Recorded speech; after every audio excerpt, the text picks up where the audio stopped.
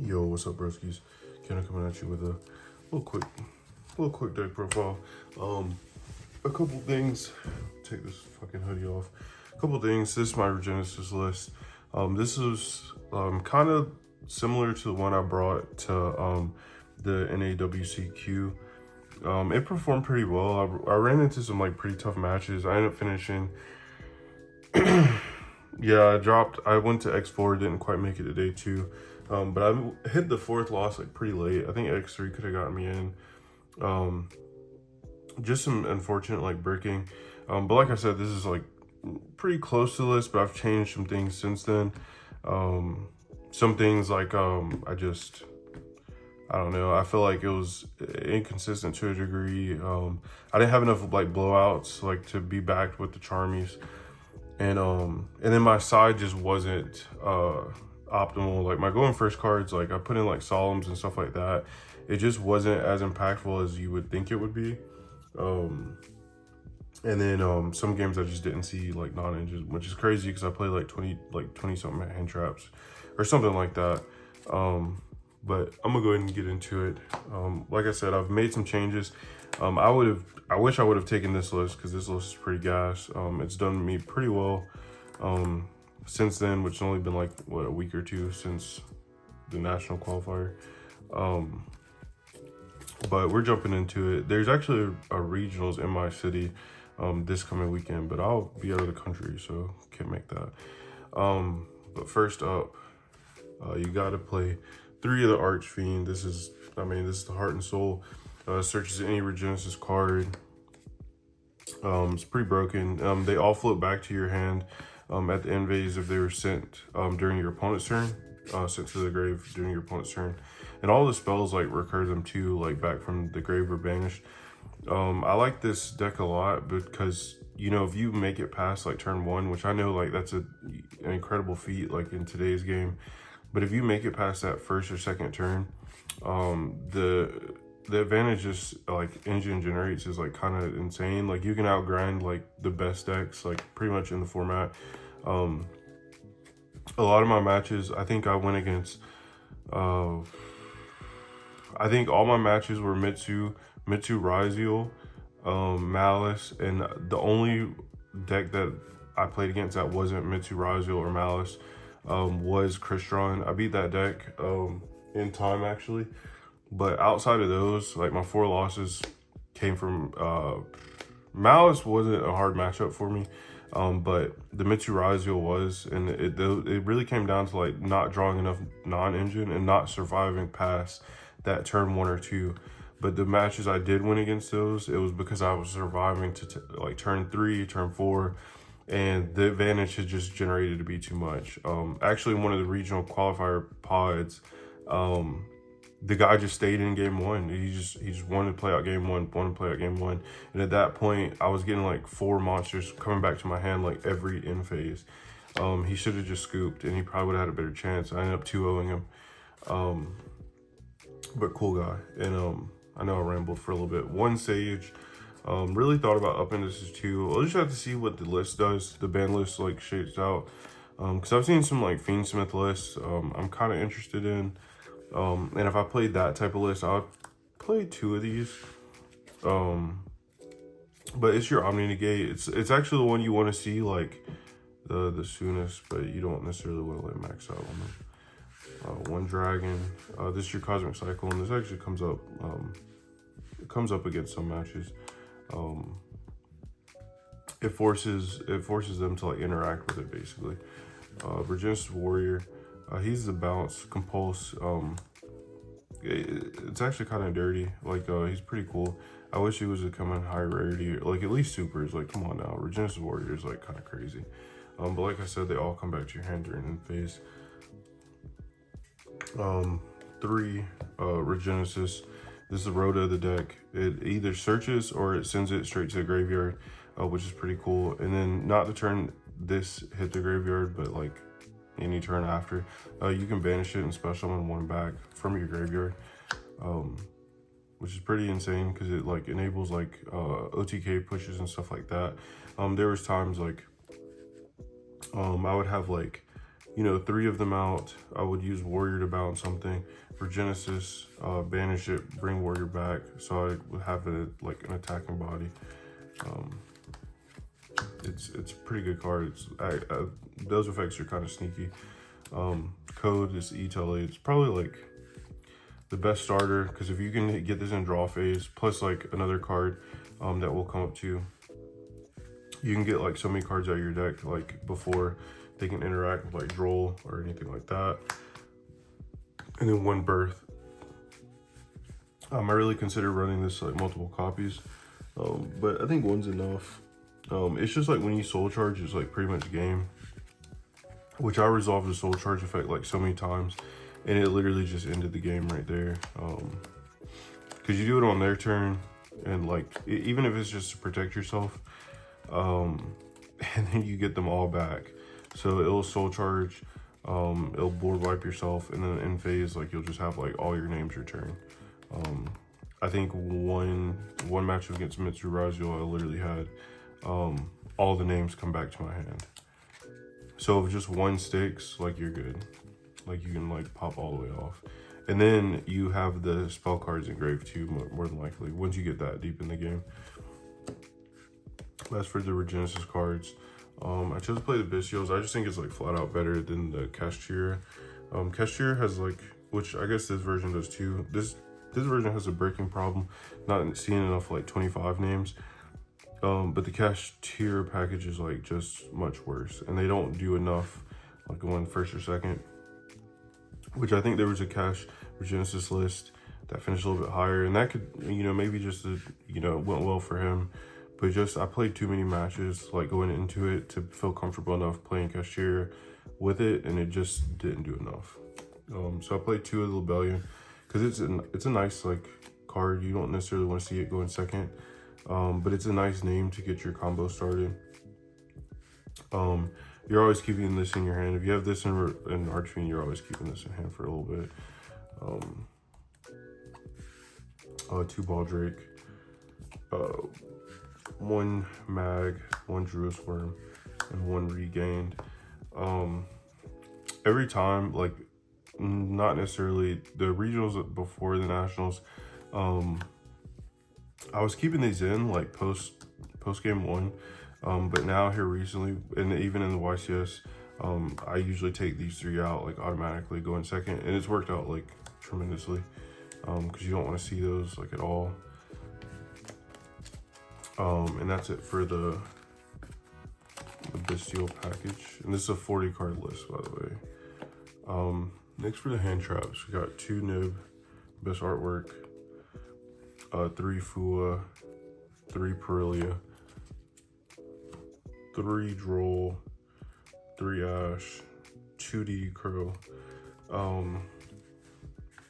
So I mean, this is pretty extensive non-engine package. You got 4, 10, 16 hand traps, plus the Abyssials make, I mean, you got 20 hand traps, form of disruption on your opponent's turn. Where my list like differed, I wasn't playing Nib, and I was only playing, so my hand trap package looked more like this for the NAWCQ, plus 3 Veilers. And Veiler was like cool and all, but like it just wasn't, it wasn't game, it didn't stop enough. Like you know, usually they have follow-up, and a lot of people were like cutting Nib. I didn't play Nib at all, but there was times I would get Perilia draws, and I just wish I had a blowout card to you know, back it, and Nib is that card. Because if you're drawing a lot, you want to draw into something, you know. And then even in testing since the nationals, is just, you know, improve myself right. Nib's a crazy card. And then for the last non-engine, 2 Pot of Extravagance, 1 Called by the Grave. Because we don't care about an extra deck. Most of the time you're locked out of your extra deck turn 1 anyways, if you're good and you find code. So it doesn't really matter. The extra deck is like inconsequential, honestly. It is what it is. There are some cool things in there, but like I said, you don't really need it. Next, Wind Spheres, 1 IP, 1 SP, 1 dark. You'll go into dark sometimes. Unicorn, just because I wanted another target off IP. I actually played, it was crazy. I played against a flu in one of the regional pods, or it was some side event, and it was literally last round. I was like, man, flu, this is gonna be free. And it wasn't free. I actually lost to it. I drew like a grip full of Abyssials. I mean, I had Lancias, didn't see it. Had Perlias, didn't see it. So I survived like 3 turns just seeing Bestials and like nothing. No engine or anything, like 2 games in a row. It was really unfortunate. And I was able to make a play to get 2 bodies and IP. And I lancied him to kind of stop his turn a little bit.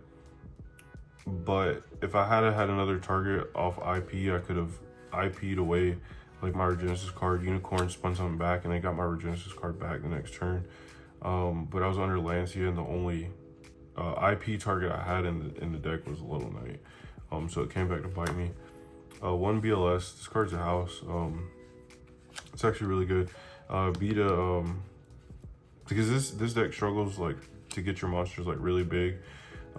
So I played against a White Force player in a regional pod there, which is funny because during the main event, all I saw was like Mitsu and Malice. But in the side stuff, I saw a lot of like more rogue decks, I guess you could say. This is the only time I made him, which is pretty cool. It helped me get over it. Like he pumped like both of his cards up to 3K, and yeah, it helped me get over that. For the XYZs, 1 Hope Harbinger, 1 Typhon. Typhon's insane. 1 Divine Dragon, Felgran. It absolutely never came up. Dingirsu came up all day. That's why I run 2, because I want to extract both of them away. 1 is kind of crazy because if they try to start popping your stuff, you just attach 1 and then you'll get all your Genesis cards back on your turn, which is kind of crazy. 1 M7. By the time you're making this, you're just like closing out the game, like realistically. There was a couple matches where it was like really simplified game state where I was able to make this go into 2 Bestials, attach 1, either add like the Bestial back or add like an Ash, or one time I just added a Veiler, and because he was on top deck, and I think he top decked like a Malice name, and I had a Veiler, so it quite literally didn't matter, and his board was already broken. So no, that was one of the Mitsu names. And one of these, this card's broken. Chingy's insane. Oh, this card's really good too. But I extraved this one every time. Finish that one every time off extrav. So I never got to make it, but I got to make Chingy a lot. That's it for the extra. I'll show you the side. Just kind of get my my thoughts behind it. So right now, 3 lava golem. The quickest thing is to side out for me for lava golems, depending on the matchup. If this helps y'all out, especially going second, the Rebellions immediately and the regain off the rip are coming out for the lava golem, because this helps you get your play started as well, because it's got 2500 defense. So if you open this in Archfiend, you're fine. Or if you open up this and another name, you tribute over their stuff, especially against Lunalight, you tribute over their stuff, and then you have a name to get your play started. 3 Lancia. Like, hopefully Mouse gets hit in some capacity, because I'm tired of running like this in every like side, honestly. I mean, we'll probably still need it for decks like Crystron and so on, but it's a crazy card. I mean, if you saw the matchups, like the feature matches and stuff like that, Lancia just ended people's like whole turn. It's a crazy card. Right now I'm trying out triple heat wave for when I do go first, because it's kind of cool, because if you open up like code, you can go code, get out Archfiend, grab another name, and then start your main phase 1, just heat wave them. You know, because you got crazy setup. Even if you go code Archfiend, add another name, you go code Archfiend, add another spell or add the trap, and it's kind of crazy. Just skip their whole turn, and then you have enough, like, you usually have enough bodies and damage to like kill them, so it's cool. Double Lightning Storm. I didn't play this. I actually didn't play these 5 at Nats, but I wish I did, because these cards are broken. 2 Dark Ruler no more. I just like this. I just like this more. It's good into mid 2. It's good. I feel like it's pretty good in Crystron. I didn't use it at Nats. I didn't play any of these 7, which was unfortunate. And I put these back in because I was playing the Judgments and stuff, but I just think this card is like just straight up better. Because you get the negate for free, like essentially, and then you can pay the 25 to reset it. So you're almost getting like 2 Judgments for the price of 1. And then you can kind of use this to facilitate your plays like next turn. So if you activate it, negate it, they're in phase, you can just ban it, like pay the 25, reset it, and then you can almost ensure like your combos will go off the next turn. So, but that's pretty much it for this one, guys. Like I said, this is like close to the list I took. I wish I would have taken this list because it's been performing so much better. I probably will the next event I go to, which will probably be in a couple weeks after vacation. I'll see what the calendar looks like. Maybe Georgia, maybe North Carolina might be next. I don't know, we'll see. But this was like one of the first times like I took it serious. And you know, got an invite, only playing 1 regionals this year. Got my invite, playing the 1 regionals, went to YCS Rhode Island. Almost made day 2, I was pretty close. And then I was relatively close to Nat, so I think I'm gonna kick it up another notch. This might be the deck I play. I've been looking at some other stuff, but if you have any suggestions, comment them down below. If you like the video, subscribe to the channel. Still trying to get to 1K. We'll see you next time, broskies.